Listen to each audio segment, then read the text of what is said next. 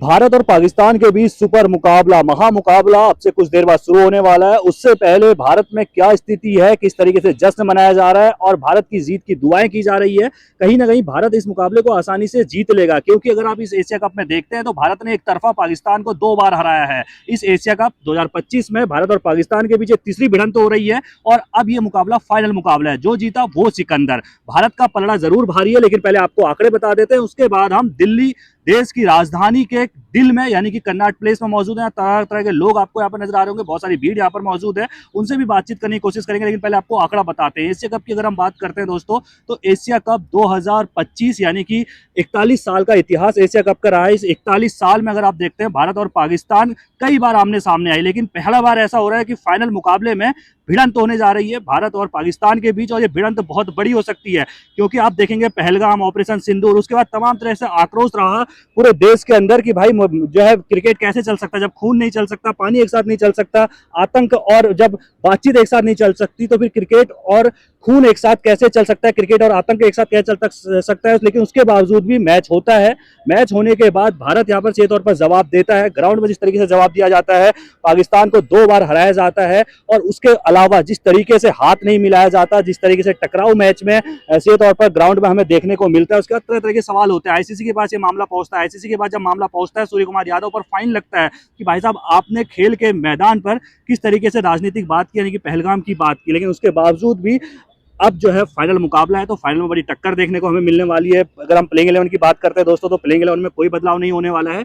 यानी कि श्रीलंका के साथ जो प्लेइंग 11 थी उसमें जरूर 2 बदलाव होंगे, लेकिन जो भारत अपनी रेगुलर टीम के साथ खेलती है, यानी कि बुमराह और शिवम दुबे की वापसी होगी, तो अर्शदीप सिंह और हर्षित राणा जो है वो टीम से बाहर होने वाले हैं। वही पाकिस्तान की बात करते हैं, तो पाकिस्तान की प्लेइंग 11 वही रहने वाली है, क्योंकि पाकिस्तान ने अपने पिछले 2 मुकाबले आप देखते हैं, चाहे बांग्लादेश को हराया हो चाहे श्रीलंका को हराया हो, बेहतरीन बल्लेबाजी गेंदबाजी दोनों के दम पर हराया। एक मैच में अच्छी बल्लेबाजी करके जीती, तो दूसरे मैच में अगर आप देखेंगे बांग्लादेश के खिलाफ, तो अच्छी गेंदबाजी के दम पर यहाँ पर पाकिस्तान ने जीत दर्ज की है। तो कहीं ना कहीं बड़ा टक्कर का मुकाबला होगा। वैसे भारत और पाकिस्तान का जब भी मैच होता है तो भाई टक्कर तो देखने को मिलती है, और यहाँ पर एक बार फिर से टक्कर देखने को मिलने वाली है, क्योंकि ये फाइनल का रण है। जो जीतेगा वो चैंपियन बनेगा। एशिया कप की हम बात कर रहे थे कि भाई 41 साल का इतिहास है एशिया कप का, लेकिन उसके बावजूद भी आज तक कभी फाइनल दोनों टीमों के बीच नहीं हुआ था। पहली बार ऐसा होने जा रहा है कि फाइनल मुकाबला दोनों टीमें एशिया कप के अंदर खेल रही हैं। अगर हम ऑल ओवर फाइनल मैचों की बात करें, यानी कि जहां पर 5 देशों से अधिक देश शामिल हो, उस टूर्नामेंट की अगर हम बात करते हैं दोस्तों, तो 5 बार फाइनल में भारत और पाकिस्तान आमने सामने आया है। 2017 में आखिरी बार फाइनल मुकाबला भारत और पाकिस्तान के बीच हुआ था।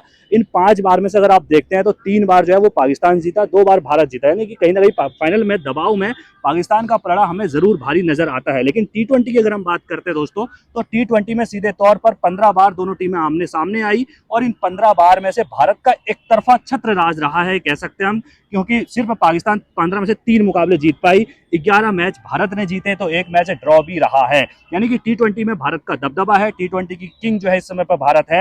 T20 वर्ल्ड कप इस समय जो ट्रॉफी है वो भारत के पास है। एशिया कप T20 में खेला जा रहा है, तो कहीं ना कहीं भारत इसका भी किंग बन सकता है, और बनना भी चाहिए, क्योंकि जिस तरीके से खेल, जिस तरीके का प्रदर्शन भारत ने इस पूरे टूर्नामेंट में दिखाया है। आपकी क्या राय है? आप अपनी राय कमेंट बॉक्स में जरूर रखिएगा, और लोगों से भी बातचीत हम करेंगे, और बातचीत के बाद लोगों का क्या कुछ कहना है वो भी आप तक हम अब उनकी राय भी रखने वाले हैं।